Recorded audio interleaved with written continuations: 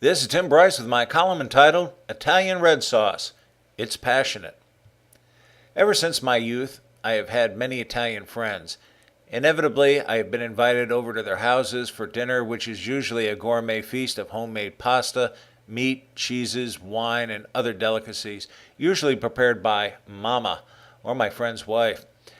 As I discovered, everything focuses on the red sauce, of which considerable pride and love goes into. Interestingly, I've discovered all Italians believe they make the best red sauce, and in a way, they all do. Their sauces are based on family recipes handed down over generations and as such are perfectly tailored to family taste. However, do not try to compare sauces in a one-on-one taste test. This is where Italians lose their sense of humor. When sampling another Italian sauce, they smile and politely say, "Very nice." It's never, "Wow," or "That's incredible." It's just, "Very nice."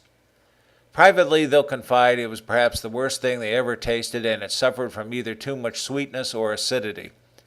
Italian men often get actively involved in the process, which probably explains where the stubborn pride originates. Whereas Italian women quietly whisper about the imperfections of another's sauce, the men are more vocal about their displeasure. As an outsider, it is rather amusing to watch. I certainly do not claim any authority over the process of making red sauce, but I have discussed it several times with my Italian friends. The recipe is relatively simple. Take some olive oil and sweat some garlic and onions in it. Puree skinless tomatoes, preferably plum tomatoes, and mix it in with oil, garlic, and onions.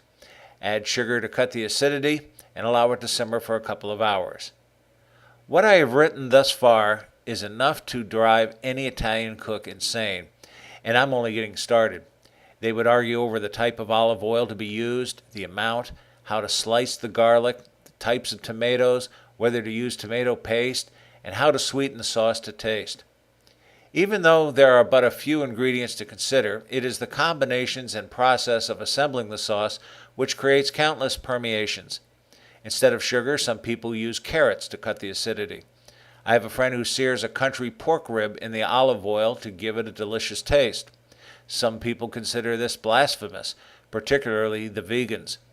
Then there is the matter of additional spices and herbs to be used, such as parsley, basil, cloves, thyme, bay leaves, not to mention cheeses, and the combinations grow exponentially.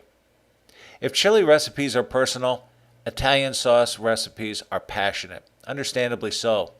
When the right ingredients and love is added, their red sauce turns to magic. While Italians squabble over their recipes, the non-Italians, including yours truly, are gorging themselves on some rather splendid cuisine. Personally, I can count on one hand the number of Italian dinners I've had that were heaven sent. One was in Rio de Janeiro at the home of an Italian friend whose mama cooked an amazing Sunday meal. Frankly, I think she was trying to kill us with food as one dish was better than the next. I feel lucky to have survived. The rest were in the United States. I won't divulge the names as I do not want to be the cause of another vicious argument. One was a restaurant, the rest were prepared by friends. Obviously, pasta is the other variable in Italian dishes. In theory, it is also simple to make, just wheat, eggs, and water. Then again, arguments inevitably arise over the type of wheat, eggs, and liquids to be used. Regardless of what ingredients are selected, Italians will inevitably say, "Very nice."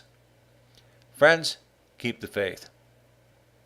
This is Tim Bryce in Palm Harbor, Florida. Follow me on the internet at timbryce.com.